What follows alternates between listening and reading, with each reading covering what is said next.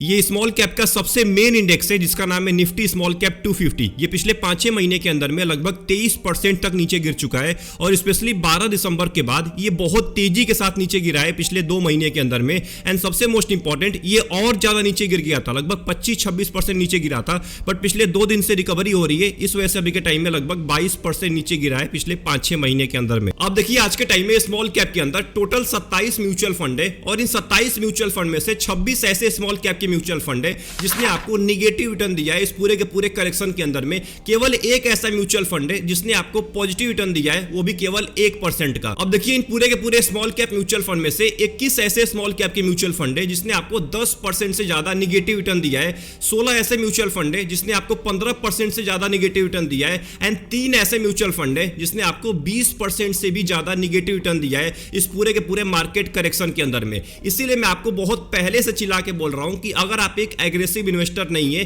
तो आप small cap से कोसों दूर रहिए। आपके लिए बहुत सारी कैटेगरी बनी हुई है, आप आंख बंद करके क्यों स्मॉल कैप में पैसा इन्वेस्ट करते हैं। अभी के टाइम में जो गिरावट हो रही है ना, इसके वजह से पूरी की पूरी पैनिक सिचुएशन क्रिएट हो चुकी है, स्पेशली स्मॉल कैप के अंदर और मिड कैप के अंदर। ये पैनिक क्यों क्रिएट हुआ है इसके बारे में थोड़ा सा हम बात कर लेते हैं। अब देखिए जब कोविड का टाइम चल रहा था, कोविड के टाइम में लगभग ऐसे ही मार्केट नीचे गिरा था। अब उस टाइम पे क्या हुआ था कि ऐसा ही एक पैनिक सिचुएशन क्रिएट हो गया था। उसके बाद लोगों ने भर भर के पैसा इन्वेस्ट करना स्टार्ट किया जब मार्केट में रिकवरी आना स्टार्ट हुआ। जब स्मॉल कैप में, मिड कैप में, लार्ज कैप में जब रिकवरी आना स्टार्ट हुआ ना, तो लोगों ने भर भर के पैसा इन्वेस्ट करना स्टार्ट किया। और उसमें ऐसे भी इन्वेस्टर आ गए जो पहली बार पैसा इन्वेस्ट कर रहे थे। जो पुराने इन्वेस्टर थे वो तो कर ही रहे थे, बट जो पहली बार इन्वेस्टर थे ना, वो बहुत ज्यादा आ गए मार्केट के अंदर में। और उस टाइम पे क्या हुआ था कि स्मॉल कैप और मिड कैप में बहुत ज्यादा पैसा आ गया था, बहुत ज्यादा इन्फ्लो आ गया था। अब इसके वजह से रिटेल इन्वेस्टर्स को कोई प्रॉब्लम नहीं हो रही थी, बट प्रॉब्लम किसको हो रही थी? फंड मैनेजर को प्रॉब्लम हो रही थी, स्पेशली स्मॉल कैप और मिड कैप के अंदर, क्योंकि इतना ज्यादा इन्फ्लो आ रहा था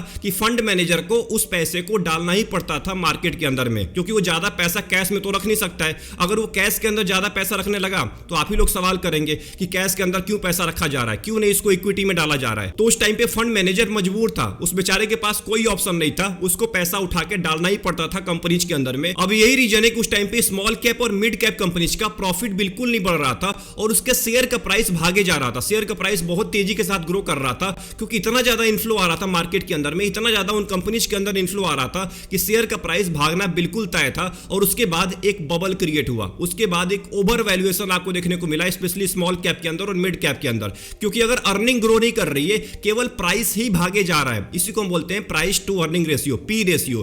पी रेशियो इतना ज्यादा हाई हो गया था, स्पेशली छोटी कंपनी का और मिड कैप कंपनी का। तो ये करेक्शन आना बहुत ज्यादा इंपॉर्टेंट था। अगर ये करेक्शन नहीं आया होता ना, तो आपको 2008 से भी बड़ा क्रैश देखने को मिल सकता था। अभी के टाइम में डीआईआई जो डोमेस्टिक इन्वेस्टर है ना, उन्होंने बहुत ज्यादा बचा के रखा हुआ है मार्केट को। अगर डीआईआई पैसा नहीं इन्वेस्ट करते तो ये जो आपको करेक्शन दिख रहा है स्मॉल कैप के अंदर 22% का, 23% का, ये आपको 40-50% का करेक्शन देखने को मिल सकता था अगर डोमेस्टिक इन्वेस्टर भी बेचना स्टार्ट कर देते। बट वो शुक्र मनाइए कि डोमेस्टिक इन्वेस्टर एफआईआई के मुकाबले ज्यादा ही खरीद रहे हैं, इस वजह से आपको ज्यादा गिरावट देखने को नहीं मिल रहा है। अब देखिए स्टॉक मार्केट के अंदर जब भी ऐसी सिचुएशन क्रिएट होती है ना, तो यहां से बहुत सारे जो नए इन्वेस्टर्स होते हैं, जो बहुत सारे ऐसे इन्वेस्टर होते हैं जो इमैच्योर होते हैं, वो मार्केट छोड़ के बाहर निकल जाते हैं। जो अभी के टाइम में आपको देखने को मिल रहा है, एसआईपी स्टॉपेज रेशियो हर महीने बढ़ता ही जा रहा है। ये इसी वजह से बढ़ रहा है क्योंकि जो इमैच्योर इन्वेस्टर होते हैं, जो कोविड के बाद पैसा इन्वेस्ट करना स्टार्ट किए, जो आज तक कभी भी करेक्शन नहीं झेले, जो 10% से ज्यादा करेक्शन झेल ही नहीं पाए, वो आज के टाइम में मार्केट छोड़ के बाहर निकलते हैं क्योंकि इनको पता ही नहीं होता है कि लंबे टाइम की इन्वेस्टिंग क्या होती है, लंबे टाइम में पैसा कैसे बनता है।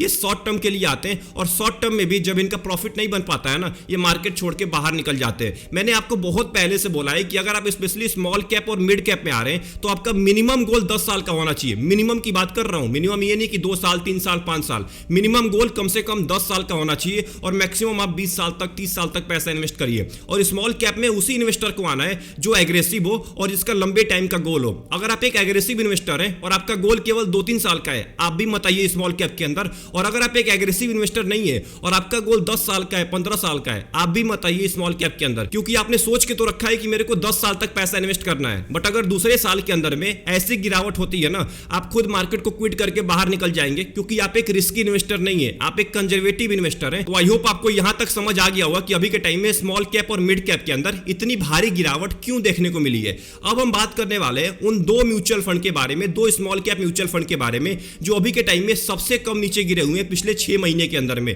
पिछले 6 महीने के अंदर में बहुत सारे म्यूचुअल फंड तो 16 16%, 20% तक नीचे गिर चुके हैं। बट ये दो म्यूचुअल फंड ना सबसे कम नीचे गिरे हुए हैं, ये 15%, 10% से भी कम नीचे गिरे हुए हैं। इनके बारे में आज हम बात करने वाले हैं। तो अगर आप एक ऐसे इन्वेस्टर हैं जो लंबे टाइम के लिए पैसा इन्वेस्ट करना चाहते हैं, 15 साल के लिए, 20 साल के लिए, और आप चाहते हैं ऐसे स्मॉल कैप के अंदर पैसा इन्वेस्ट करना जो अगर मार्केट नीचे गिरे तो मार्केट के कंपेयर में, अपने बेंचमार्क के कंपेयर में बहुत ज्यादा कम नीचे गिरे, तो आप इन दो म्यूचुअल फंड के बारे में सोच सकते हैं। अब देखिए, मेरे रिसर्च के हिसाब से ये दोनों म्यूचुअल फंड है, आपका कुछ और रिसर्च हो सकता है, तो अपने रिसर्च के हिसाब से, अपने गोल के हिसाब से, अपने रिस्क के हिसाब से small cap mutual fund choose करिएगा, क्योंकि ये बहुत ज्यादा रिस्की कैटेगरी है। मैं केवल अपना ओपिनियन आपके सामने रखने वाला हूं। हमारे लिस्ट के अंदर सबसे पहले स्मॉल कैप म्यूचुअल फंड है axis small cap mutual fund. अब देखिए, म्यूचुअल फंड बहुत ही पुराना म्यूचुअल फंड है, इसने कोविड का भी मार झेल चुका है, तो इसको अच्छे से पता है कि गिरावट के टाइम में कैसे परफॉर्मेंस देना होता है। एक बार देख लेते हैं कि अभी के टाइम में एक्सिस स्मॉल कैप में पैसा इन्वेस्ट करने लायक है कि नहीं है, और कितना नीचे गिरा हुआ है पिछले 6 महीने के अंदर में। पिछले 1 साल की बात करें तो लगभग आपको 4% का पॉजिटिव रिटर्न दिया है, वहीं इसका बेंचमार्क ने 4% का निगेटिव रिटर्न दिया है, और इसके कैटेगरी एवरेज ने केवल 0.43% का रिटर्न दिया है। मतलब इसने बेंचमार्क को भी बीट किया है और कैटेगरी एवरेज को भी बीट किया है पिछले 1 साल के अंदर में। अगर पिछले 6 महीने की बात करें तो 14% नीचे गिरा हुआ है, वहीं बेंचमार्क लगभग 22.5% नीचे गिर चुका है, और कैटेगरी एवरेज भी लगभग 19% नीचे गिरा हुआ है। मतलब फिर से कैटेगरी एवरेज और बेंचमार्क के मुकाबले में कम नीचे गिरा हुआ है axis small cap mutual fund पिछले 6 महीने के अंदर में। अगर पिछले 3 महीने की बात करूं तो लगभग 16% नीचे गिरा है, यहां पे भी बेंचमार्क लगभग 21% नीचे गिरा है, और कैटेगरी लगभग 19%, यहां पे भी इन दोनों को अच्छे तरीके से बीट किया है। एंड अगर पिछले 1 महीने की बात करें तो केवल लगभग 9% नीचे गिरा हुआ है, वही बेंचमार्क लगभग 11% एंड कैटेगरी एवरेज लगभग 10.5% नीचे गिर चुका है। मतलब फिर से पिछले 1 महीने के अंदर में भी आसानी से अपने बेंचमार्क और कैटेगरी एवरेज को बीट किया है। बट अगर लंबे टाइम की बात करें, 2 साल की बात करें, तो केवल आपको 21% का रिटर्न मिला है, वही बेंचमार्क ने 26% का दिया है और कैटेगरी ने 22% का। इसका मतलब इससे आप ज्यादा रिटर्न की उम्मीद मत करिएगा। हाँ, मार्केट जब नीचे गिरता है ना, तो मार्केट के कंपेयर में ये कम नीचे गिरता है। 5 साल की अगर बात करूं तो लगभग 22% का रिटर्न है, वही बेंचमार्क का 25% का और कैटेगरी का 25% का। इससे ही आपको साफ साफ अंदाजा लग गया होगा कि शॉर्ट टर्म में जब गिरावट होती है ना, जब भारी गिरावट होती है, उस टाइम पे आपके पोर्टफोलियो को बहुत हद तक बचाता है कंपेयर टू इसके बेंचमार्क और कैटेगरी एवरेज। अगर हम इस म्यूचुअल फंड के सीएजीआर के बारे में बात करें तो जब से फंड स्टार्ट हुआ है 2013 से लेकर अभी तक लगभग आपको 21.5% का एनुअल रिटर्न दिया है। मतलब आपको हर साल लगभग 21% का रिटर्न मिला ही मिला है। अगर 1 साल की बात करें तो लगभग 4% का रिटर्न है, वही कैटेगरी एवरेज ने केवल आपको 0.43% का रिटर्न दिया है। पिछले 10 साल की अगर बात करूं तो लगभग 16% का रिटर्न है, वहीं कैटेगरी एवरेज का केवल 14% का है। मतलब कैटेगरी एवरेज को बीट किया है पिछले 10 साल के अंदर में। अगर वहीं पे इसके एसआईपी रिटर्न के बारे में बात करें तो 10 साल के अंदर में लगभग आपको 19% का एनुअल रिटर्न दिया है। मतलब एसआईपी के अंदर में आपको लगभग 19% का हर साल एनुअल रिटर्न मिला ही मिला है। 1 साल के अंदर में ऑब्वियस एसआईपी के अंदर आपको भारी गिरावट देखने को मिलेगा, क्योंकि अभी के टाइम में बहुत नीचे गिर चुका है, तो लगभग आपको 13% का निगेटिव रिटर्न देखने को मिला है। वहीं अगर पिछले 5 साल की बात करूं तो लगभग 20% का आपको एनुअल रिटर्न देखने को मिल रहा है। अगर हम axis small cap mutual fund के पोर्टफोलियो टर्नओवर रेशियो के बारे में बात करें तो केवल 42% का है, वहीं कैटेगरी एवरेज का 127% का है। मतलब कैटेगरी एवरेज के मुकाबले इसके पोर्टफोलियो के अंदर में जो फंड मैनेजर है वो कम फेर बदलाव करता है। मतलब स्टॉक्स को जो होल्ड करता है ना, उसको कम फेर बदल करता है, स्टॉक्स को लंबे टाइम तक होल्ड करता है, इसीलिए इसका पोर्टफोलियो टर्नओवर रेशियो बहुत ही कम है। इक्विटी के अंदर 87% आपके पैसे को डाला जाएगा, एफएनओ के अंदर भी 1% आपके पैसे को डाला जा रहा है। नंबर ऑफ स्टॉक्स 124 होने वाले, लार्ज कैप में लगभग 2% पैसा डाला जाएगा, मिड कैप में 5%, स्मॉल कैप में लगभग 46% आपके पैसे को डाला जाएगा। तो रिस्क बहुत ज्यादा होने वाला है, स्मॉल कैप की कंपनी ज्यादा होने वाली है। एंड यहाँ पे सबसे मोस्ट इंपॉर्टेंट, अगर इसके रिस्क रेशियो के बारे में बात करें तो स्टैंडर्ड डेविएशन बहुत ही अच्छा है, केवल 13 का है, वहीं कैटेगरी एवरेज का 15 से भी ज्यादा है। मतलब कैटेगरी एवरेज के मुकाबले ये कम वोलेटाइल होने वाला है, इसीलिए अभी के टाइम में आपको वोलेटिलिटी ज्यादा देखने को नहीं मिल रही है। बीटा की अगर बात करें तो 1 से बहुत ज्यादा कम है और कैटेगरी से भी बहुत ज्यादा कम है। इसका मतलब कैटेगरी एवरेज के मुकाबले और मार्केट के मुकाबले ये कम नीचे गिरने वाला है, जो अभी के टाइम में आपको साफ साफ देखने को मिल रहा है। शार्प रेशियो बहुत ही अच्छा है, कैटेगरी एवरेज के लगभग बराबर है, तो आपको रिस्क एडजस्टेड रिटर्न अच्छा मिलने वाला है। तो अगर आप चाहते हैं कैसे स्मॉल कैप म्यूचुअल फंड के अंदर पैसा इन्वेस्ट करना जो मार्केट के कंपेयर में बहुत ही कम नीचे गिरे, तो आप जा सकते हैं axis small cap mutual fund में, क्योंकि लंबे टाइम की अगर बात करें तो आपको ज्यादा रिटर्न देखने को नहीं मिल रहा है। मैं आपको यह भी नहीं बोल रहा हूं कि बहुत ही कम रिटर्न है, 20% का 21% का रिटर्न बहुत ज्यादा होता है 10 साल में, 12 साल के अंदर में। बट बेंचमार्क और अपने कैटेगरी एवरेज के मुकाबले कम रिटर्न दिया है लंबे टाइम में, क्योंकि ये ज्यादा रिस्क नहीं लेता है। अगर ज्यादा रिस्की म्यूचुअल फंड के अंदर पैसा इन्वेस्ट कर रहे हैं तो लंबे टाइम में आपको ज्यादा रिटर्न मिलता है। ये ज्यादा रिस्क नहीं लेता है, इसीलिए आपको शॉर्ट टर्म के अंदर में जो करेक्शन देखने को मिला है पिछले 6 महीने में या 1 साल के अंदर में, तो अपने बेंचमार्क और कैटेगरी को आसानी से बीट कर दिया है। इसका मतलब जिन लोगों ने एक्सिस स्मॉल कैप के अंदर पैसा इन्वेस्ट किया होगा पिछले 6 महीने या 1 साल पहले, उनका पोर्टफोलियो सबसे कम नीचे गिरा होगा बाकी स्मॉल कैप के मुकाबले। हमारे लिस्ट के अंदर दूसरा स्मॉल कैप म्यूचुअल फंड है Motilal Oswal small cap mutual fund. अब देखिए, अगर बात करें मोतीलाल की, तो मोतीलाल स्मॉल कैप को अभी केवल 1 साल का टाइम हुआ है। 2023 दिसंबर के अंदर में म्यूचुअल फंड स्टार्ट हुआ था, इसका एनएफओ आया हुआ था।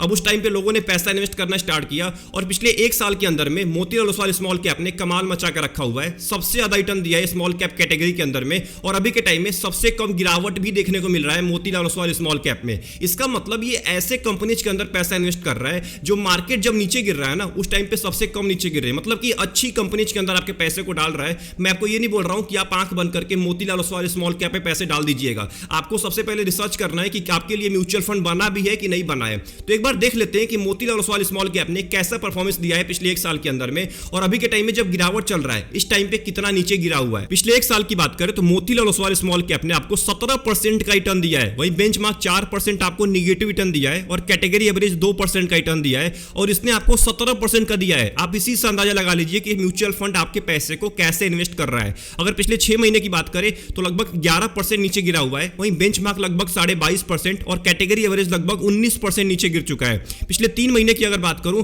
तो 18% नीचे गिरा हुआ है। बेंचमार्क लगभग 21% और कैटेगरी एवरेज लगभग 19% नीचे गिरा है। एंड पिछले 1 महीने की बात करूं तो लगभग 10.5% गिरावट है। वहीं बेंचमार्क 11% नीचे गिरा हुआ है और कैटेगरी भी लगभग 10.5% ही नीचे गिरा है। मतलब अगर पिछले 6 महीने और 1 साल की बात करें तो अपने बेंचमार्क और कैटेगरी एवरेज को बुरी तरह से बीट किया है इस म्यूचुअल फंड ने। अगर हम इस म्यूचुअल फंड के सीएजीआर की बात करें तो जब से फंड स्टार्ट हुआ है 26 दिसंबर 2023 से, तो आपको लगभग 18% का एनुअल रिटर्न दिया है। मतलब अगर आप इसके एनएफओ के अंदर पैसा इन्वेस्ट किए होते तो आपको अभी तक 18% का रिटर्न मिल रहा होता, आपको माइनस में रिटर्न नहीं मिलता। 6 महीने की अगर बात करें तो लगभग 11% नीचे गिरा हुआ है और अपने कैटेगरी में 1 नंबर पे रैंक कर रहा है। 1 नंबर पे, मतलब इससे कम नीचे गिरने वाला पिछले 6 महीने में कोई भी म्यूचुअल फंड नहीं है। वही अगर मोतीलाल ओसवाल स्मॉल कैप के पोर्टफोलियो के बारे में बात करें तो पोर्टफोलियो टर्नओवर रेशियो 55% का है, वहीं कैटेगरी एवरेज का 127% का है। फिर से यहां पे कैटेगरी एवरेज के मुकाबले पोर्टफोलियो के अंदर कम फेर बदलाव देखने को मिलता है, बट 55% भी थोड़ा सा ज्यादा है। मतलब पोर्टफोलियो के अंदर थोड़ा बहुत तो फेर बदलाव होता ही होता है।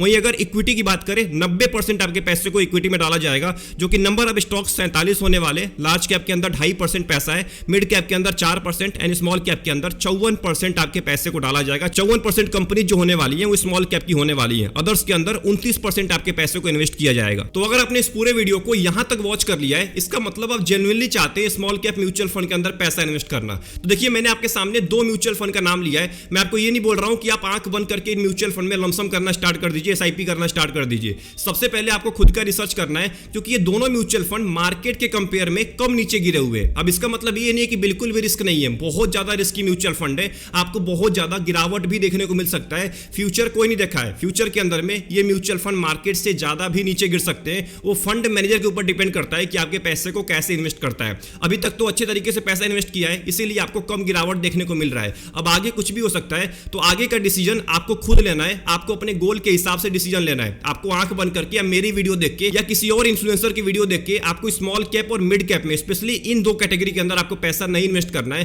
क्योंकि इसमें रिस्क बहुत ज्यादा होता है। और मैं आपको फिर से बोल रहा हूं, आप एसआईपी करने के ऊपर फोकस करिए स्मॉल कैप और मिड कैप के अंदर। स्पेशली स्मॉल कैप के अंदर आप एसआईपी करने के ऊपर फोकस करिए, लमसम करने के ऊपर फोकस ज्यादा मत करिए। लमसम करने के लिए आप मिड कैप में चले जाइए, लार्ज कैप में चले जाइए, फ्लेक्सी कैप में चले जाइए, और भी बहुत सारी कैटेगरी है लमसम करने के लिए। बट स्मॉल कैप में आप ट्राई करिए कि एसआईपी करिए। एसआईपी करेंगे तो आपको बहुत ज्यादा बेनिफिट होने वाला है लंबे टाइम के अंदर में। लमसम करते हैं, लमसम का जब अमाउंट नीचे गिरना स्टार्ट होता है, आप खुद डिमोटिवेट होकर पैसा निकाल लेते हैं। एसआईपी करेंगे, आप हर महीने पैसा डालेंगे, इससे एवरेजिंग काम करती है। तो हर महीने पैसा आपको इन्वेस्ट करना है एसआईपी के थ्रू, स्पेशली स्मॉल कैप के अंदर, इन दोनों म्यूचुअल फंड में भी आपको एसआईपी करने के बारे में ही सोचना है, लमसम करने के बारे में अभी के टाइम में नहीं सोचना है। आई होप आपको ये पूरी वीडियो पसंद आई होगी। इस पूरे वीडियो से आपको कुछ ना कुछ सीखने को मिला होगा। अगर कुछ भी सीखने को मिला, वीडियो को लाइक कर दीजिएगा एंड चैनल को जरूर सब्सक्राइब कर लीजिएगा। आपका क्या ओपिनियन है स्मॉल कैप कैटेगरी को लेके, स्मॉल कैप की गिरावट को लेके, कमेंट बॉक्स के अंदर टाइप करना मत भूलिएगा। और आप कौन से स्मॉल कैप के अंदर पैसा इन्वेस्ट करते हैं ये भी टाइप करना मत भूलिएगा। मिलते हैं एक और इंपॉर्टेंट वीडियो में, तब तक के लिए अपना ध्यान रखिए। Best of luck, take care.